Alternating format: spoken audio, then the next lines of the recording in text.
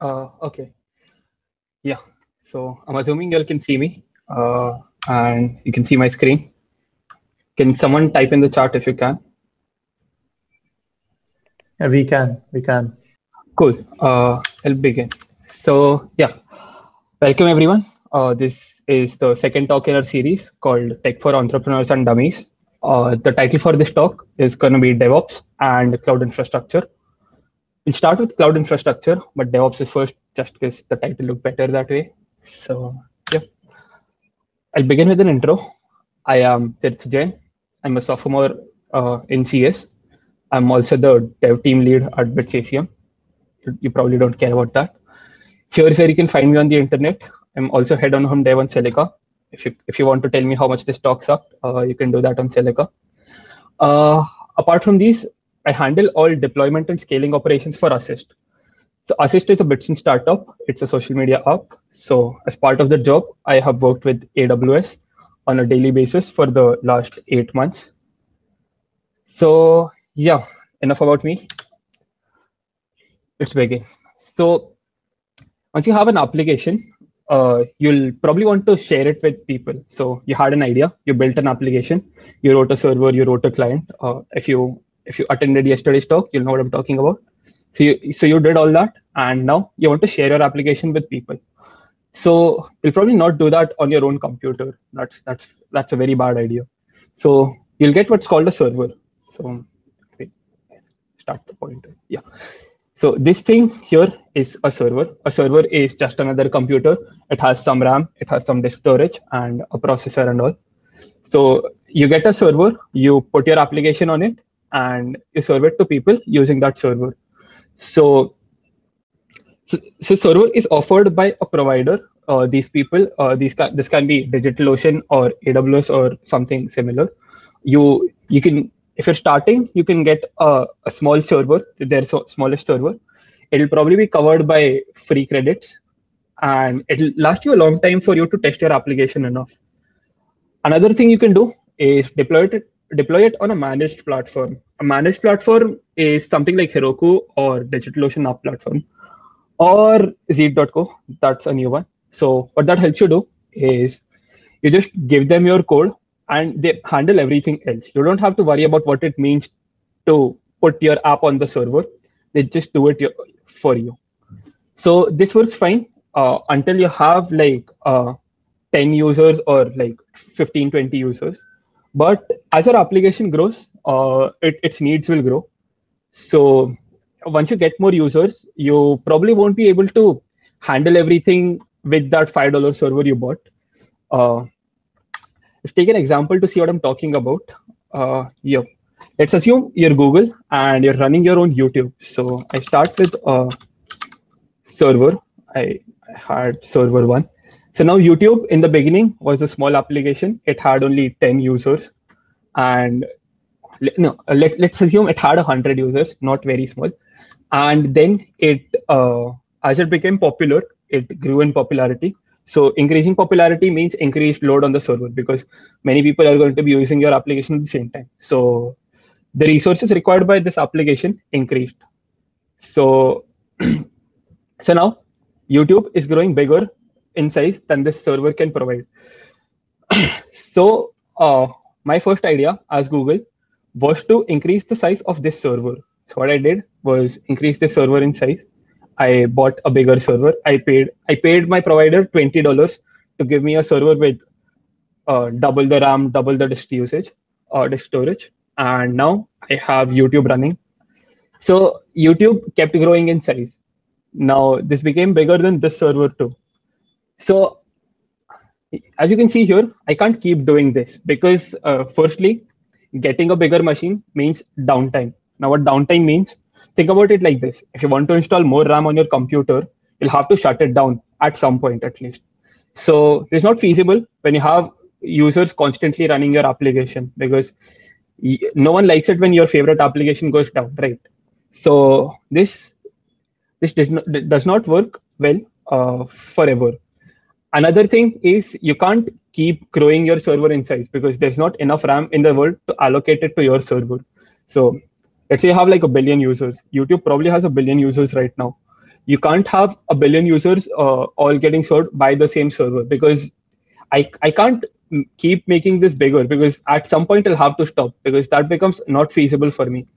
Another thing is, if let's say for some reason the data center where my server was running went down, so now there is no YouTube in the world. I have no way of serving YouTube to the to my users. That's probably a bad idea. I do not want that happening with my server. So what we do instead is I get two machines and I serve a smaller version of YouTube on each machine. So I have my server 1 here and I have a server 2 here. Cool. But now you must be thinking the problem here is I only have one URL to YouTube, that's youtube.com. But how does that work with two different servers? A URL can translate only to one IP address. So how do I make that happen? That YouTube, I have two servers running YouTube, and the load is getting distributed. I mean, some users are getting served by this server, and others are getting served by this server. How do I make that happen? I put something here.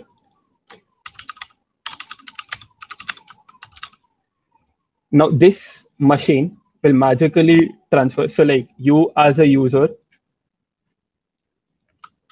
will send requests here, and this will magically decide where to send these requests, like here or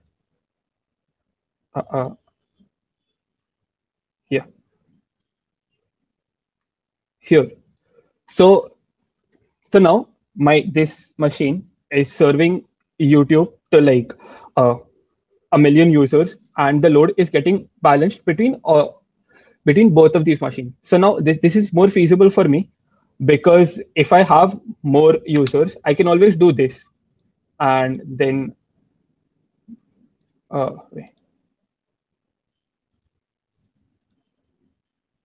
sorry, I do not know how to draw arrows here.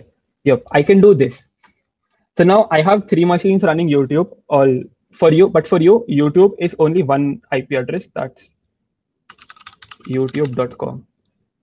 And behind the scenes, this thing is happening so that I can keep running smaller instances. So even if this thing goes down, let's say this went down, the power went off or something happened that made this crash, I still have two other servers running YouTube. So youtube.com actually never goes down. So if this made sense, you'll understand what it means to create infrastructure out of servers. Okay, at this point, if you're confused about anything, you can ask your doubts in the chat box. There's Ishan Bhanuka here. He's an AWS consultant, so he'll probably be able to answer your doubts well. Or feel free to stop me whenever you want. I will pause the talk and answer your doubts. Cool. So I'm waiting for 10 seconds. If you have any doubts, I will answer them. Does that mean some videos will be available and others will not? No, because as I said, all of these are identical instances of YouTube. The videos are being stored somewhere else. So like this. So like I had three YouTube machines, and I have okay, I have this thing.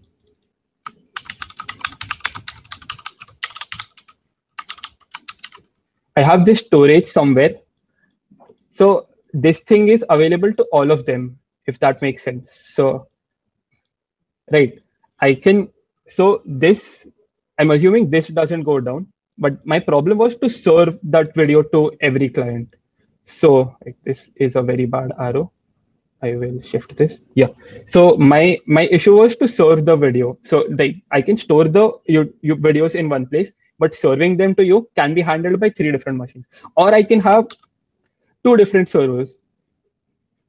So like if this machine has a lot of load, I can handle that load from this file storage. So as you can see here, this thing, we started with a single server, and now we've reached an infrastructure. So This is what it means to scale your application from a single server to going to an infrastructure. An infrastructure is a collection of services that are working in unison to, to provide the application or to serve the application to its users. Okay, so now you know what an infrastructure means. Let's talk about what the cloud means. Uh, in simple terms, the cloud is just another way to host your infrastructure. Technically, you could get like 5 computers, place them in your room, and run them 24/7. But that's again a bad idea. Why is that a bad idea? Because firstly, let's assume you're serving your application from your home. You bought 5 servers, you put them in your cupboard or something, and then you're running them constantly. Now, firstly, servers are costly. Buying a server is obviously much more costly than renting a server. Secondly, let's say the power went down in your area. So now you don't want that to happen. If the power goes down in your area, you don't want your application to go down too, because you want your users to be happy. Thirdly, you do not have what's called a static IP address. So like on the internet, every computer has an IP address. That's its location on the internet. So your service provider does not provide you with a static IP address. Your IP address keeps changing. So like every time a user has to access your application, you'll have to give them the new IP address. So that's a bad idea because again, you want your users to be happy. So what you do is you pay someone else to manage all of this for you. You're paying them money, so they'll manage all of this. They'll buy the servers for you. They'll put the servers in multiple locations so that if like one center goes down, your application can still be served from another center. You'll pay them so that they pay for a static IP address. So that's basically what the cloud is: someone else's computer that is more powerful and better functioning than yours. So cloud providers are basically people who do that. Cloud providers are companies. So AWS is one company, GCP is another, IBM has its own cloud company, and Microsoft has Azure. So most of these will have analogous services. So what that means is if you have an application, you'll probably be able to serve it from either of these. But there are some factors that make one company better for your application than the other. That can be the cost, that can be the availability in your region, so like how close the data center is to where your users are located, because the closer the data center is, the faster the users will be able to access it. Third can be documentation of services, so like how good they explain their services to you, so that using their services becomes easier for you as a developer. Cool. So now you know what the cloud is. You know what infrastructure is. Now you have built an application. You made an infrastructure out of it. Now you want to host that infrastructure on some cloud provider. So a fair disclaimer here. I have only worked with AWS. So most of this talk will be focusing on AWS and stuff relevant to AWS. So like we'll talk about things in a general sense, but examples will be a bit AWS focused. So let's move on. Okay, firstly, scaling. So we started this talk with scaling. Scaling is the first problem you'll face when putting your application on the cloud. Scaling refers to, again, increasing the amount of resources your application uses so that you can serve more users. So this means is, let's say your app had 10 users today and it went to like 10,000 users by the end of this month. You want each user to still get the same amount of performance, so that the performance should not have to suffer because your application grew in size. So there are two ways to do that.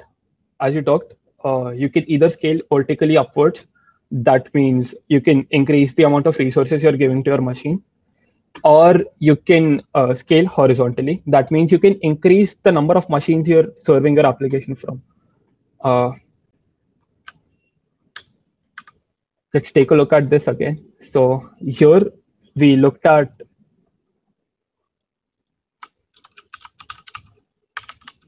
yeah. So this is horizontal scaling. You can even have a combination of these two. So like I increase the size of this machine. Now this is vertical scaling for me. What vertical scaling means is, let's say I had a 2 gigabit 8 GB disk storage and some 2.4 gigahertz server I bought from AWS, and the needs of my application grow. So I ask AWS to give me a bigger server and I pay them more in turn. So that means I got an 8 gigabit server and it has 8 gigabits of RAM, 16 gigabits of storage, and 2.4 gigahertz of processor. So now my application can still serve people the way it was serving them in the beginning when I had like fewer users. But again, as I mentioned at the beginning, this is a bad idea because what happens when this one server crashes, your application goes down completely. You do not want that to happen. So in more technical terms, this is called the blast radius. You want to minimize the blast radius. So what you ideally want is to have smaller machines running applications that are smaller in size, and you want to serve users using multiple machines so that even if like these two go down, even if I don't have these two, I still have server two. I still have server three to serve my users. So like even if I have multiple users sending requests to this server, so let's say me as a user, I send get me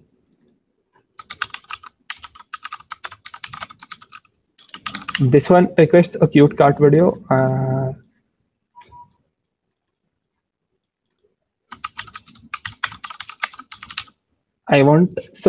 I have a user who wants a cute cat video. So let's say this one, I sent the request to this magical instance. It sent the request to server number one.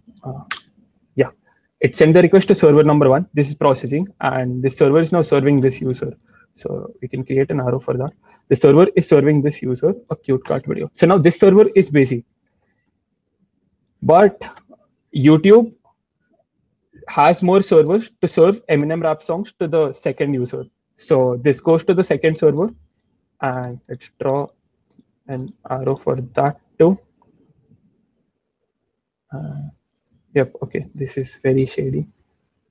Yeah, cool. I have, so like this server, this user is getting served an Eminem rap song by the second instance. But for the user, they have only one YouTube. So they do not have to worry about how many servers you have in the background, right? So this is done by using this magical machine or whatever this is. Cool. This is called load balancing. What you saw here, this is a load balancer. This load balancer, what it will do is it will distribute every request between these three instances, or I can have even more instances. So like I have another instance. Cool. And these can be like of the same size or like of a different size. So like this is a very small server. I can have multiple YouTube servers serving my application, and they're all hidden behind the load balancer.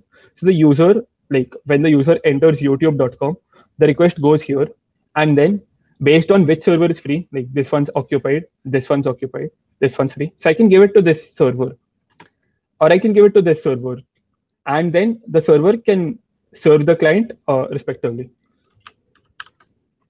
So if you're using a load balancer, you'll have to configure it. So Nginx is a very popular load balancer. It is a web proxy server. You can configure Nginx to use multiple servers in the background.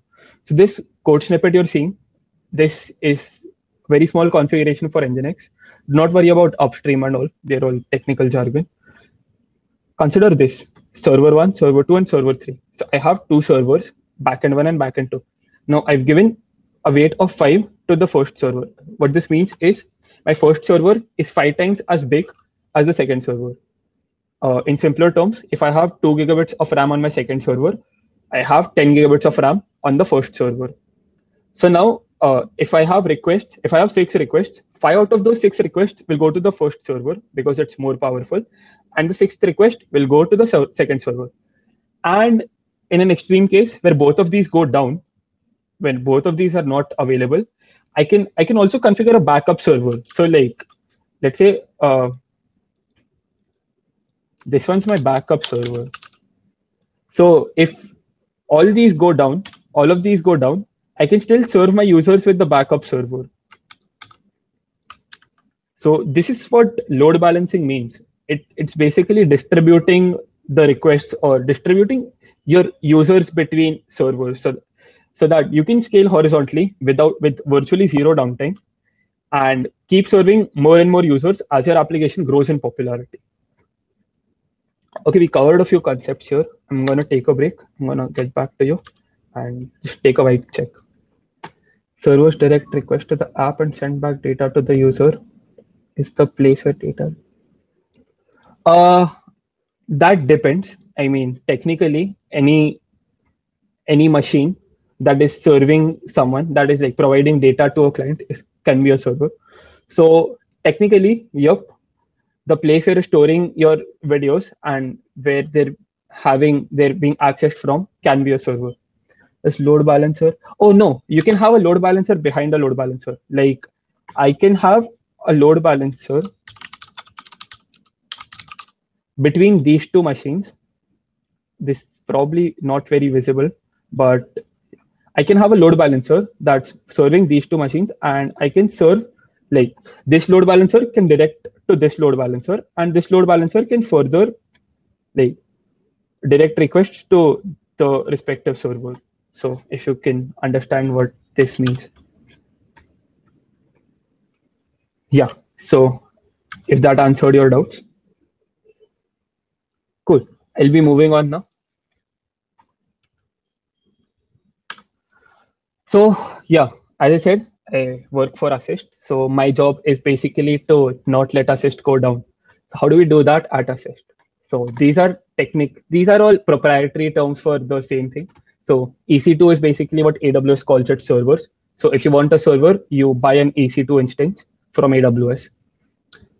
It's part of an auto scaling group. Now, what auto scaling means? Uh, Auto scaling is basically I set triggers based on some metric, so that when this metric gets passed, I want a new server. So in simpler terms, let's say this machine, I had only one machine, that's this one. This one was serving its clients, and suddenly the CPU utilization went over 50%. So if I have a single machine that's जिसका 50%, which is handling load that's causing CPU utilization to go more than 50%. So I probably need another machine because my clients will not be getting the same response times as earlier, because it'll probably get slower because of the amount of load on the server. So what I'll do now is I'll create another machine. Now this machine will get configured automatically. I don't have to do this manually. I don't have to keep monitoring the machine for its CPU utilization. This is what auto scaling means. I can set triggers that will handle creation and deletion of these machines. So like this is called scaling out, and if I delete a machine, that's called scaling in. So like if suddenly people decide to use Assist a lot, I don't have to worry about having to create another machine manually. That's happening on its own. And this thing is the load balancer. So all client requests will go here and then will be sent to a server based on which one's free. We also use a managed load balancer. So we didn't have to configure it itself. So all I did was tell AWS that, okay, I need a load balancer behind this group. So yeah. Cool. Another thing is manage databases. So if you're scaling your application, you'll probably need a bigger database. A bigger database means so like you have more users, so you want to store the data for every user, and that cannot be done on a single machine. So like if I have like 2 GB of disk storage, I'll probably run out of it when I have a million users. So I'll have to scale my database. So application scaling is easy because applications are stateless. I don't know if you understand that, but Scaling a database has few other complications. Complications like you have to ensure that your data is getting replicated. You have to ensure that your database is always available to users. So these things you could do them manually. You could like run your own database engine and scale it accordingly. But that gets complicated because, as I said, scaling a database has other complications. So unless you're a database admin, you do not want to worry yourself with those things. So what you can instead do is you can pay AWS to manage it for you. So AWS has this thing called RDS. RDS is a database engine which manages all database related maintenance jobs on its own. So I only had to configure it once. I set it up once and I haven't looked at it ever since. It has required zero maintenance, and that's something you can say about very few services. So you set up the database and you forget about it. Your applications can keep using it irrespective of the number of users you have. So that is a very good thing. Apart from this, we have another database called a Neo4j Graph database. So this database, like the features that is using this database are still in development. Like we do not have like features that use Neo4j in production. So it's probably being just tested right now. So it makes more sense for us to like host it and manage it ourselves because we can get the smallest instance and just host the machine on it, host Neo4j on that machine. This is cheaper and also easier for us to set up.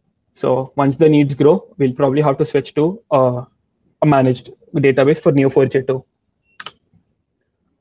Cool. So now you know how to scale your application server. You know how to scale your database. Now, what about your content? As I said, if you are YouTube, you'll have to store your content somewhere. Or even if you're like a social media app like Instagram or like Assist, or you're like a food delivery app, you'll probably be dealing with a lot of images. So now here's the thing. A web page is a few kilobytes in size, even smaller at times, but images can be a few megabits in size. So like serving an image to a client can get very burdensome for a user because users, because again, images are bigger in size, videos are even bigger. And so like your server has to handle like the clients requesting the web pages and the clients requesting these videos also. So now this creates extra burden on your server. You not want your application server to burden itself with these problems. So what you instead do is get a CDN. So now what a CDN is, okay, I'll probably explain this with a diagram. I'll get rid of this. And yeah, so let's say I have a data center that's in Bangalore, and I have a user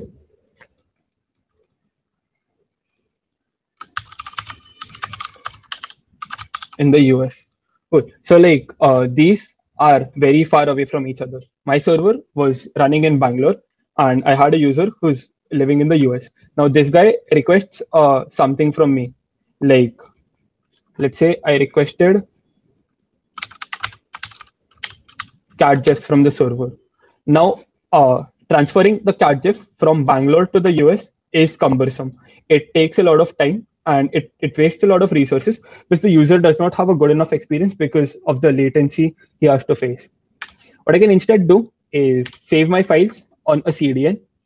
A CDN is distributed. So what that means is my CDN will have multiple locations where the users are being sold from. So I can have multiple data centers to serve my users from. Okay, cool. Bangalore, this one's in England, this one's in the US, and this one's in Africa or something. Cool. So now my user in the US is closer to this server because it's in the US. So when I request, so like my content, the cute cat gif, uh, uh, sorry, this is, yeah. So my content, that's the cat gif, can be stored in multiple locations like here, here, here, and here. The CDN does that for you. And when the user in the US requests this cat GIF, I can serve it from the US itself. So like that user has to face lower amount of latency, and the CDN is probably faster because that's the only job the CDN has to do. Your application server has to run the application too. So your application server would be busy serving users, other users. And while so like if I request a cat GIF, so the user in the US can request the cat GIF and you can direct it to the CDN and the CDN will serve it to him. So that is basically what a CDN does. It's distributed worldwide. So you do not have to worry about serving content to your users yourself, because CDNs have only one job and they do it very well. Good. So how do we do it at Assist? So at Assist, we use S3. S3 is Amazon's storage. So if you don't understand S3, S3 is, you can think of it like this. This is S3 bucket, and this has, I can keep storing files here. As I have files, I can keep storing them here. And like file 2.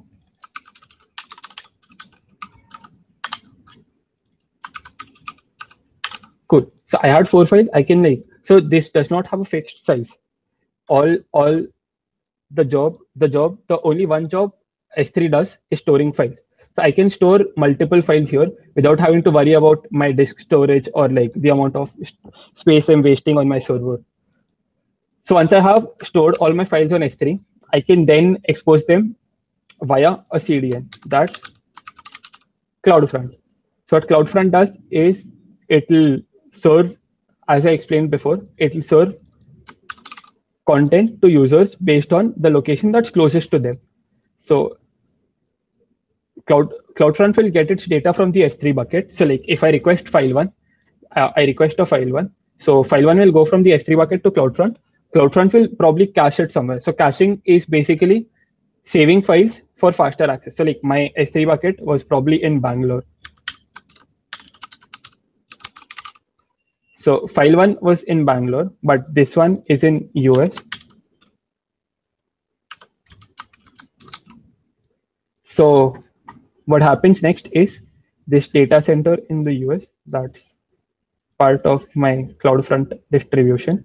So for the first time when this happens, this goes from this to this to this.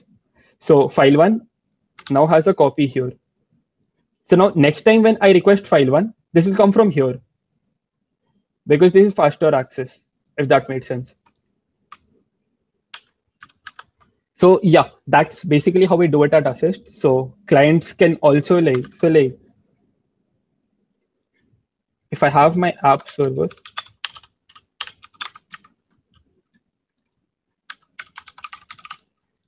the app server is completely independent of this part. My app server does not have to worry itself with any of these things.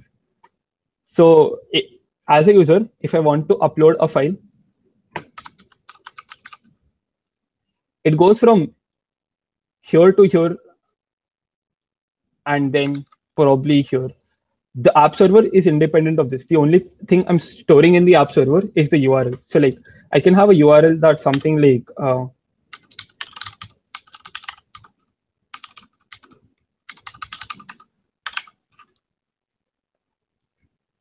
so a client, like as a user, I can go to this URL to get file 1 from here directly.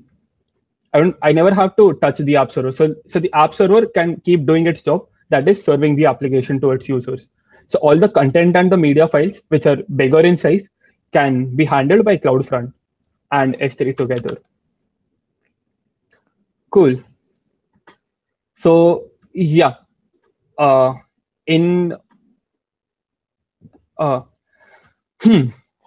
in totality, this is what Assist currently looks like on AWS.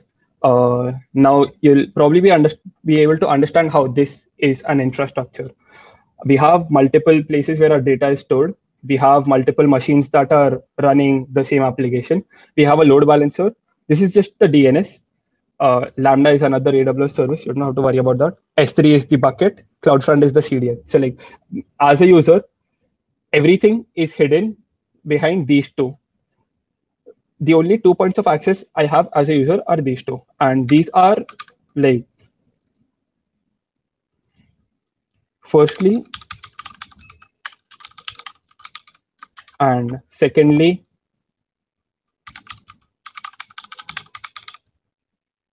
just these two. And everything else is hidden behind proxies or like the load balancer and CloudFront CDN.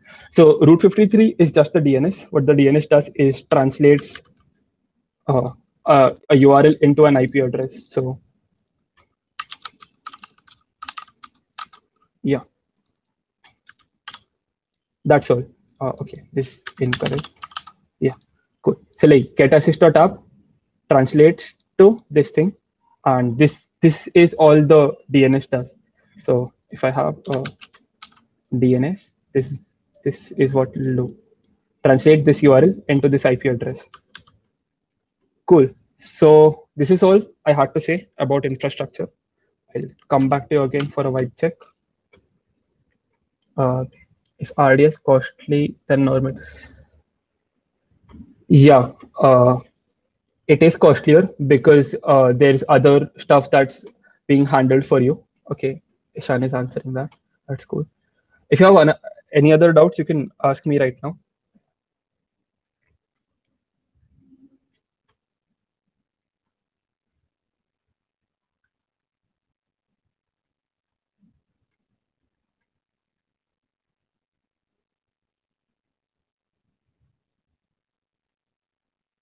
Cool. I'm thinking, oh, okay. How do we ensure upload service? Some logic. Yeah. So what happens is you have you have an expiry period for the URL, pre-signed URL. So the pre-signed URL only works for a duration of 2 minutes and it only works once. So like to get the pre-signed URL, you have to go talk to the server. So this is how it will work. Let's say I want to upload my file. Yeah, I want to upload this file called my file. So firstly, okay, wait, I got rid of the app server. Cool. I tell you, I want to upload my file.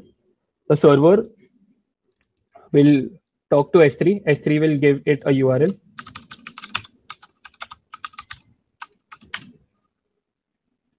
Cool. I get this URL. I give you this URL. Now you have a URL that's something like this.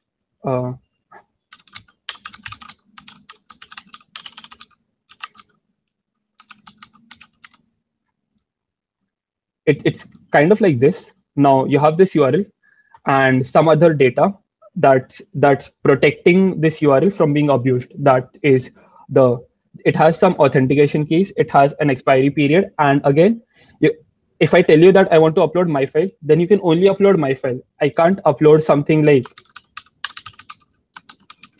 I can't do this because this URL will encode the keys in it. So this is how AWS protects those apps. More, we can discuss this at the end of this talk if you want. Cool. Okay, so this part of the talk was focusing on infrastructure. Now we'll move on to DevOps. So DevOps stands for development and operations. DevOps basically is a set of practices you use to ensure faster delivery and faster updates on your application. There are a lot of practices that DevOps incorporates. We'll only be covering a few. First is containerization. Containerization got very popular in the last couple of years, I think. Containers are, if you don't know what containers are, you can think of them like this. Let's say you want to run a Python program that depends on 10 libraries on your Windows machine. Now, if you've tried to install Python on Windows, it's a pain. It does not work well. You have to like change path variables and all, and even then things can go wrong. So What a container does is packages all these dependencies. Like you have Python, you have 10 different libraries. It installs them on something that resembles a virtual machine, but it's not quite like a virtual machine. So like it's a miniature virtual machine for you to run your application. So the container only contains as many things as are required to run your application, the application you tell it to run. So containers are a very great way of shipping your code, because think about this. I create a new server. I want to run my application on it. So rather than having to install all the dependencies of my application, configuring everything for my application uh, manually, I can just package everything into that container and just download the container and run it on that machine. So Docker is a very popular way of running with of working with containers. Docker is okay. So if you want a demo of Docker, I'll give it to you at the end of this talk. Just wait after the talk. I'll probably sit on a table and try to explain that to you. So how do we work with containers at Assist? So at Assist, we try to use containers as much as possible. So like if you're running an application, if you're running open source applications, we try to do them with Docker, because Dockers are a very hassle-free way of running everything. Our HTTP server is in itself written run using Docker. So what we do is we have new code. Whenever we have new code, we build a Docker container out of it. We push that Docker container onto ECR. So if you don't know what ECR is basically a repository for you to host your Docker images. So like think of it like Steam, but for Docker images. So everyone can download, like you can download your own images from the from ECR and just run them with one command. So the Docker image is hosted on ECR. So whenever there's new code, we build a container, we push it on ECR. So now whenever we have to create a new server, we've written a script that downloads the latest image from ECR and spawns it whenever required. So this whole job can be automated. We do not have to do anything. Plus, even if like the dependencies and all change, we don't have to worry about things breaking on the server, because if the Docker container ran on my machine, it'll definitely run on the other machine, because that's basically what Docker is, a way of shipping code inside a machine, inside a miniature machine. So yeah, this part I'll explain this later. This should not have been on the slide. Cool. We have reached continuous integration and delivery. This is another pretty common DevOps practice. Uh, Integration means integrating new code into software. Delivery means deploying new code so that your users can use it. So if you've ever worked with software, you'll probably know that you cannot deliver software that's perfect in the first go. You'll keep reiterating stuff, you'll keep rebuilding stuff, you'll push fixes, you'll push updates, and that's true for almost all software. So this, as you can see, is an iterative process. So you want to make this process as fast as possible for the developers, because and for the users, because as fast as the users can get new code, the happier they are. And as fast as a developer can push new code, the happier he is. So on a good day, I work with Rahul on Assist. On a good day, Rahul will push code 30 times a day. So I do not want to manually log into the server, restart everything, pull new code, restart everything on the server 30 times a day, because I have other things to do. So this whole job can be automated. And this is basically what the purpose of CI and CD is. Basically, we automate things so that you can test, build, and deploy your new code whenever required without having to manually do these things. So CI/CD works in pipelines. So basically, you have a bunch of jobs you want to do, and you do them in a set order. So you can define this job in a script or as configuration, and it will run whenever you push new code. So how do we do it at Assist? We use a combination of GitHub Actions. If you're familiar with GitHub, you probably know what these are, and Ansible. Ansible is an automation tool. It's quite popular. So Ansible has something called playbooks. Playbooks are a way of doing tasks in a set order on every machine you define it for. So like we have an Ansible playbook to SSH to the server, pull new code, and refresh the application whenever new code is pushed. So like if I push like 10 commits and okay, I'm satisfied with the results. Did something happen? Uh,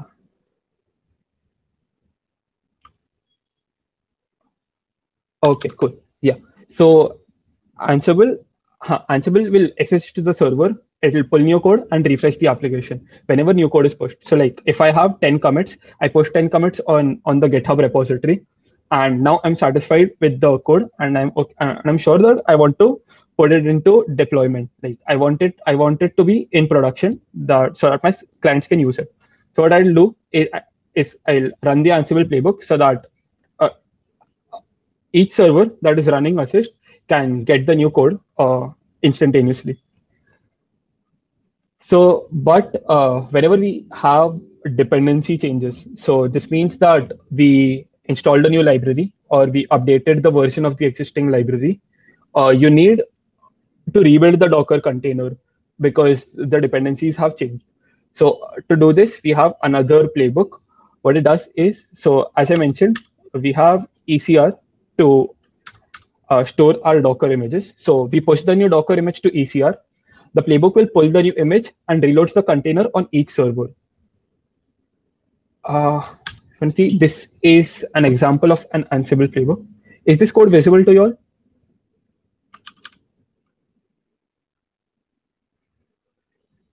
Yeah, cool. Okay, so yeah, firstly we install the dependencies that are needed, that are like Git and all. If Git is not installed on the server already, it will install those dependencies. Next thing we do is we pull the new code from GitHub. So how this works is we first, so because it's a private repository, we have to copy the SSH keys. So we create an SSH directory, we copy the SSH keys to the specified directory, and then we pull the Git repo. So this basically defines what command should be run to get the new repo. So this is the repo link. This is where you want to clone it. This basically means that you'll have to accept this key, and force update means if the repo already exists, just run a pull command, and force means if there are commit issues, just pull the new changes. Cool. Let's move on to logging now. Logging is very important. If your application fails, if there is an error, you will very likely want to know why. But keeping track of logs can be tricky if you have multiple applications and multiple instances of each application running in multiple locations. So if something fails, you don't want to have to log into every server manually and read the logs for each application so that you can figure out where the error was caused. So this is where centralized logging helps. Centralized logging is basically a way of aggregating logs from each application or each instance of your application and putting them in one single place so that you can browse through all the logs at once. So again, the bigger and the more complex your infrastructure is, the bigger your logging needs will be. So like if you have, so I think Spotify had like 193 microservices. So now if you have like 193 microservices, you definitely do not want to have to manually log into each service and figure out where the error is. So for that, there are multiple tools you can use. At Assist, we use Sentry and LogDNA. Sentry is pretty cool. Sentry is kind of like a notification service. What it does is whenever something fails, either on the backend or the application, it'll send you an email automatically. So like it's configured on each server and each client application. So whenever something fails, it'll send you an email that this failed and here.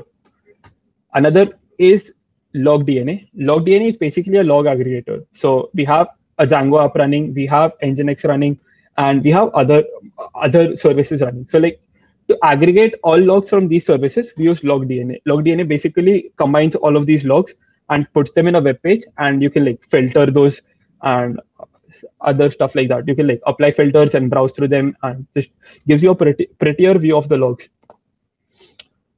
So these are very handy for us. These I think have like satisfied most of our logging needs. Apart from this, we also use CloudWatch for monitoring. So like I can manually monitor CPU utilization or like number of requests or number of failed requests and all in graphs. So that's available on AWS. And that was pretty much it from my side. If you're working with the cloud, stuff is going to be tricky. There are multiple things that can fail, and you'll probably like have a tough time figuring out why. Uh, the content of this talk only touched the surface. Um, there's like a lot more that you'll have to figure out yourself if you're trying to like get into cloud development and stuff like that. AWS is hella complicated. If you see AWS for the first time, it has a ton of services. Right? I have slow internet.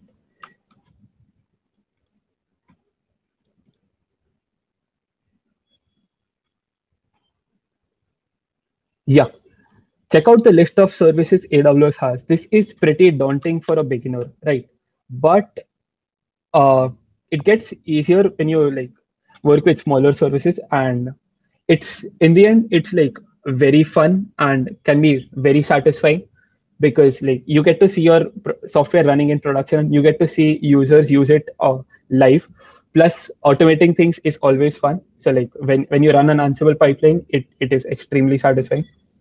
And yep, so that was it. If you have any questions, now is the time. I will be getting back to you. What is the use of SSH? SSH is a secure shell. So you guys would not have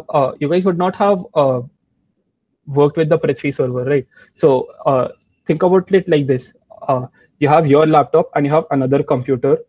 Do you want to? And if you want to do this, you want to access the other computer from your own computer. So I think if you worked with TeamViewer, that was one way of doing it. But if you want to do it from the command line, SSH is another way of doing it. So you can access another computer from your own computer. So like when you're working with servers, you want to like do some maintenance jobs on the server. So that's how SSH helps.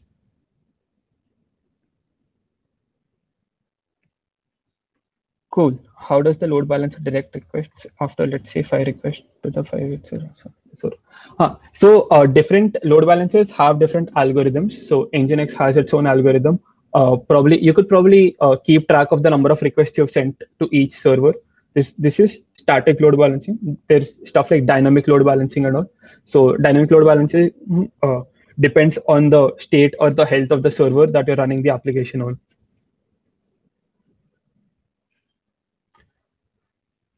Cool. How do you use lambdas in Assist? Okay, so lambdas are, if you don't know what lambdas are functions that are triggered by some action. So, like on the cloud, a function. So, here's the thing. Let's say a client uploads an image of 10 megabits in size on S3. Now, I have a 10 megabit image that is like very high in quality. Now, I don't want everyone to see that. So, like as another user, if I only want to preview that image, I don't want the full 10 megabits. I could like do with like a compressed 1 megabit version of that image.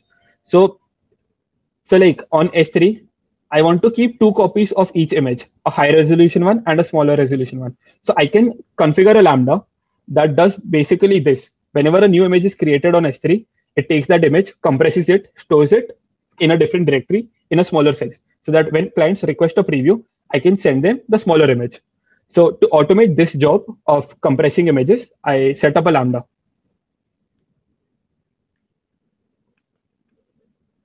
I hope that answered your question.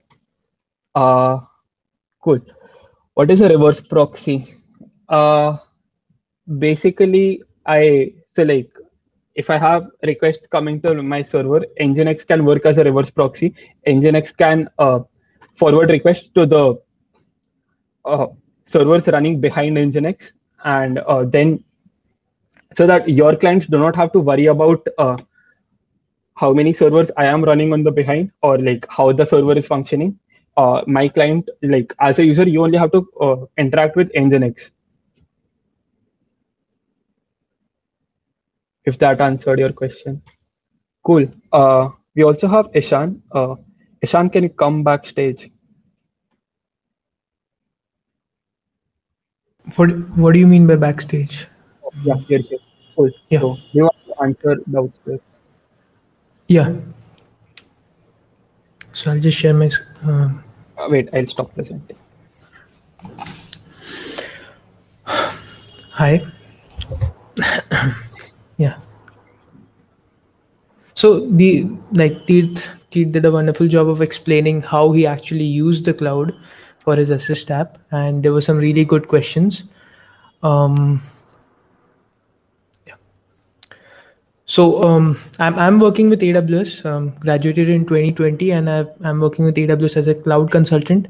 So whatever Teerth said, all the services, all of the complexity, that's my day job. Grokking the cloud is what I call it. It's fun, but it's difficult as well. You have to make good mental models. Um, these are topics like I think you'll have to do your own exploration. I'll just take up some of the broader questions that were asked. Right? If you check the questions tab, there were 4 broad questions that I felt were good when covered later. There was also one about Cloudflare. We'll see if that can be covered. Yeah. So first is GCP versus AWS. Which one to learn? Ha ha ha. Difficult question to answer. Depends on your use case.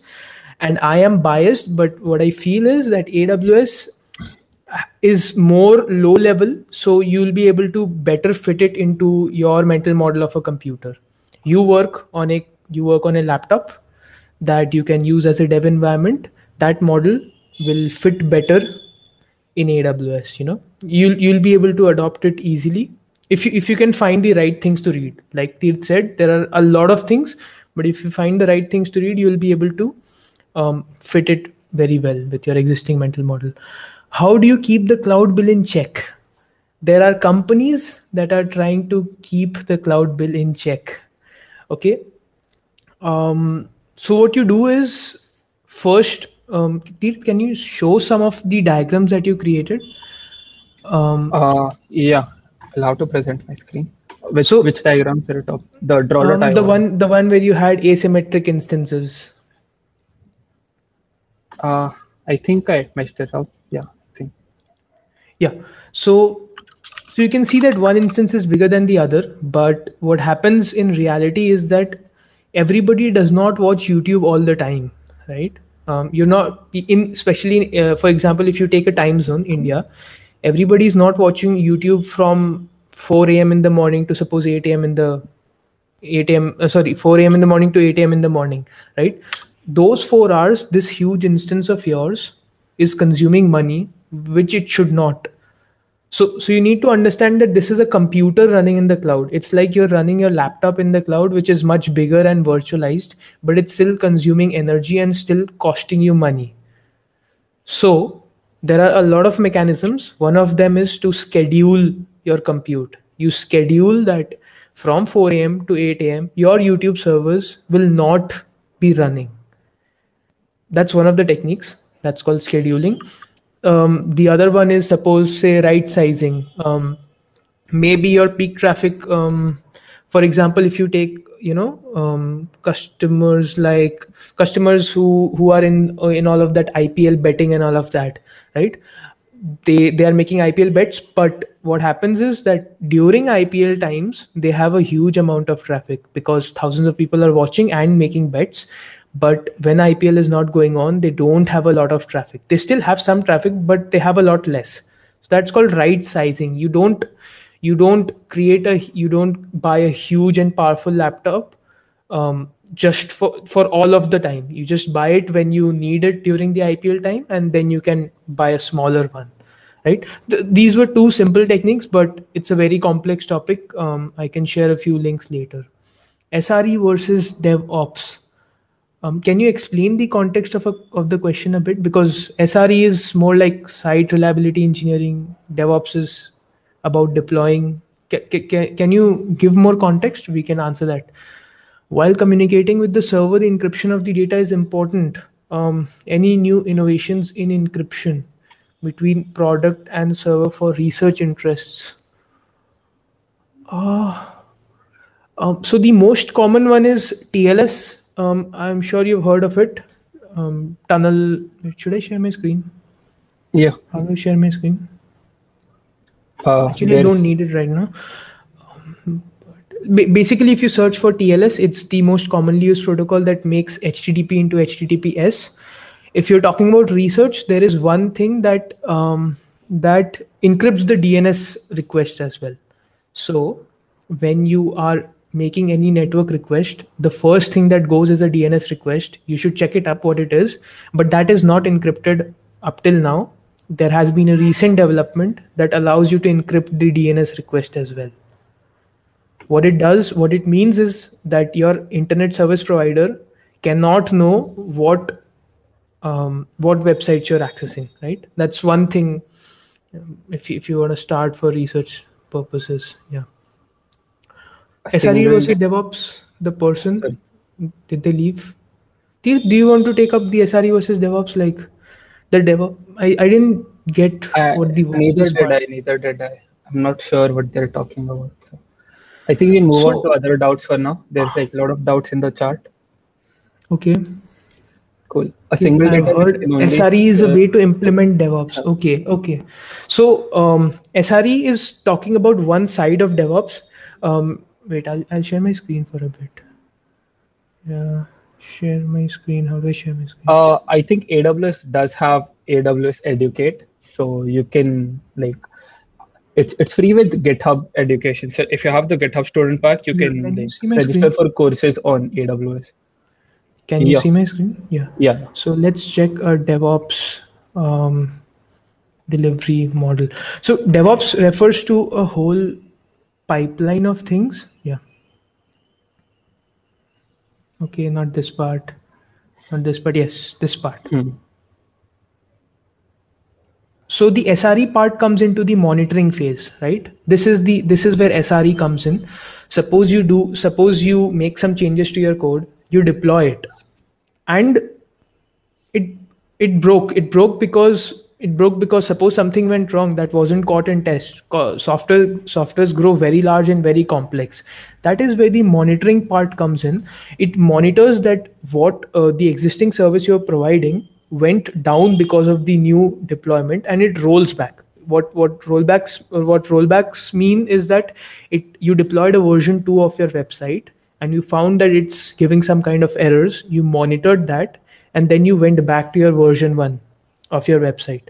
So that is one component of SRE. You can say that DevOps and SRE are, they come together to make the whole life cycle work. They aren't versus, it's more of doing it together. A single database can only so many users. Any other questions that you feel are good? Cloud gaming, but latency. I think single database one we should answer. Which one? Single database can only serve so many users. Yeah, and it has a follow-up too. What's the follow-up? Does YouTube have to store all of its videos many times over? Yeah. So it's called redundancy. Suppose some natural disaster happens and the data center where YouTube videos were being stored goes down. YouTube still needs those videos. At least that's what it says, and that's what it earns money from.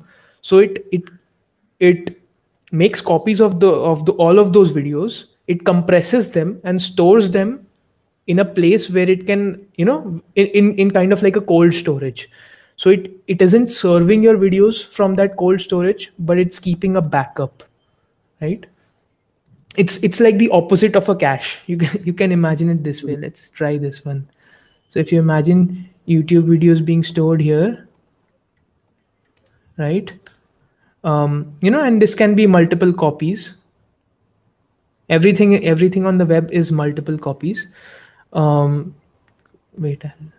Imagine this as the cache, right? Cache videos, which means that I don't know why, but YouTube India has WWE on top 10 always. So yeah, so India likes watching WWE. So WWE videos are cached here, right? Closer to the user. And you can imagine and you can imagine the backups here. So this is, imagine that you've zipped up your zipped video. Although it's not zipped, it's much more complex, but yeah. Imagine zipped videos here. And everything is replicated. Remember that. So you can consider this model of a data, how the data would flow. Request would first hit here. If it's not in the cache, it goes to the YouTube video serving. And if it's not there, then like it should be there. That's the thing, that this is where the line is drawn. It should be there. Any other questions? Can we swap using Ansible? Do you want to answer that, Tirth? Can we swap using Ansible with Lambda? Can you? No, they're doing two different jobs. I mean, Lambda is triggered on the application side. So Lambda is triggered because of some user action. Ansible is running locally. I can run an Ansible pipeline and show you. Can you like stop sharing, Sean? Yeah.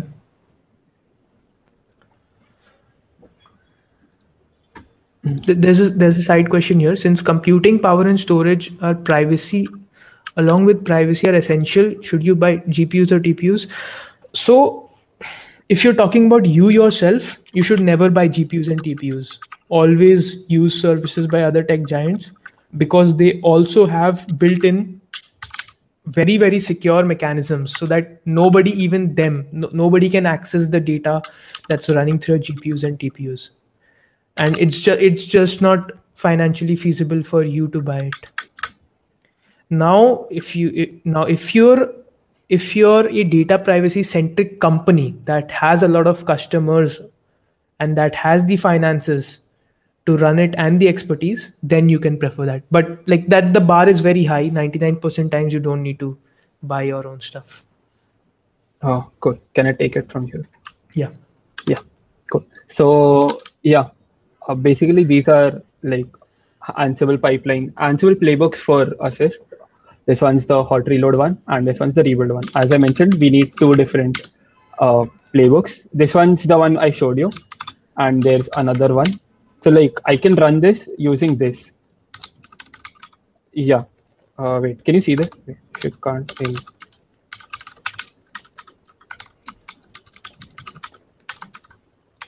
Yeah.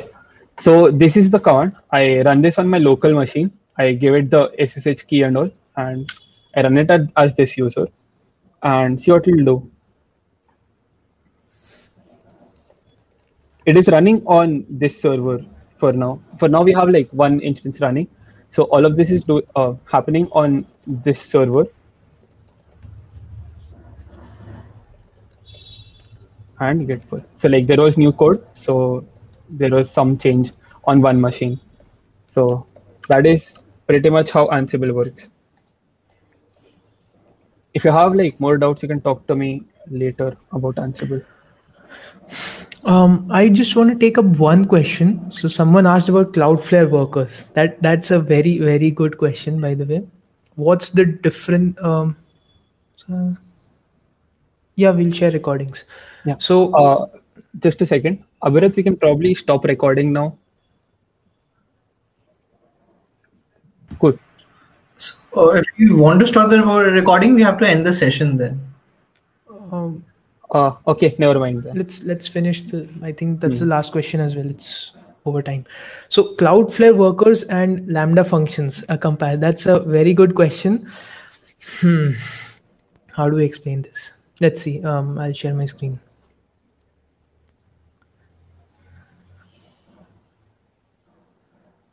They're somewhat same in the sense both are edge computing.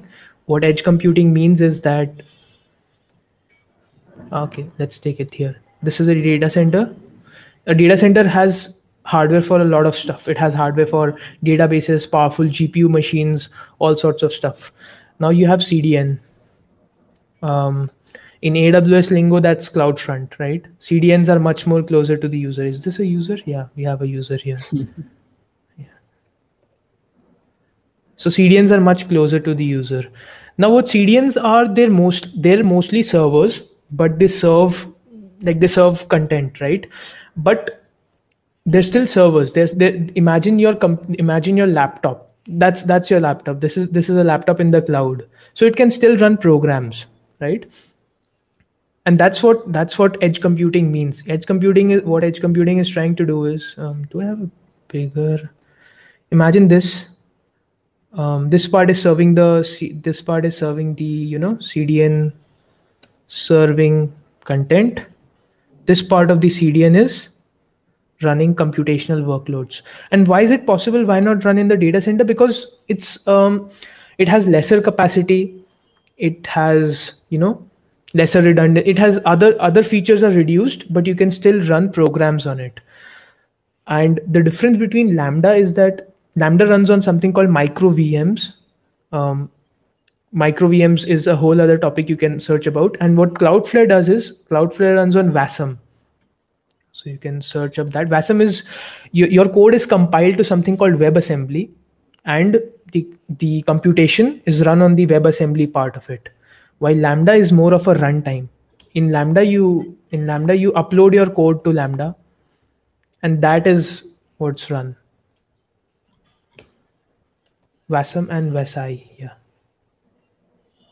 WebAssembly system interface. You can imagine the difference as Lambda functions take your code and run it as is. Wasm takes your code and compiles it to a format that's easier for it to run, and that's what Cloudflare workers use. So these are two. This is a fork in the edge computing road, and we are yet to see which one comes out better. Both are work in progress, by the way. Like there is a lot of research and engineering going into both of these. Oh. And to make a shameless plug here, WebAssembly and Wasai is like a lot of the research in WebAssembly and Wasai is being done through Rust because of its strong programming model. Yeah, that's really happening, Tirth. Lambda, we had another question here. For a startup which is in the R&D stage of the product development, should the startup employ new cloud professionals or help its employees learning and becoming cloud professionals? So I don't know how to answer this. So for Assist, how it went is I joined Assist specifically for the cloud stuff. And so like before I joined Assist, I knew nothing about AWS. So like in the first month or so, all I did was experiment with AWS stuff and try to shift Assist from DigitalOcean to AWS. So if that answers your question, I don't know. There isn't like a specific answer I can give you, but that's just my experience with it. Yeah, I think we've answered all the questions. It's a fun space, cloud development. Yeah. You use very powerful tools, right? So you have to learn a lot how to use them. Cool. So we'll probably be ending the session now. If you have stuff you'd like to discuss with me or Ishan specifically. Ishan, are you free? Right now? Yeah. Cool. So we'll be at some table, so you can find us there. By the way, before we end this, I'd like to announce like the next talk that we're going to be having. That's going to be on, wait, what's the date today? It's 28th today, so day after tomorrow, that is 30th January, we're going to be having a similar talk on blockchain and cryptocurrencies. It will be taken by Prarath. He's also a third year at ACM. So turn in, it's going to be fun. Yeah, we can end it, Abhirath. Yep. Okay.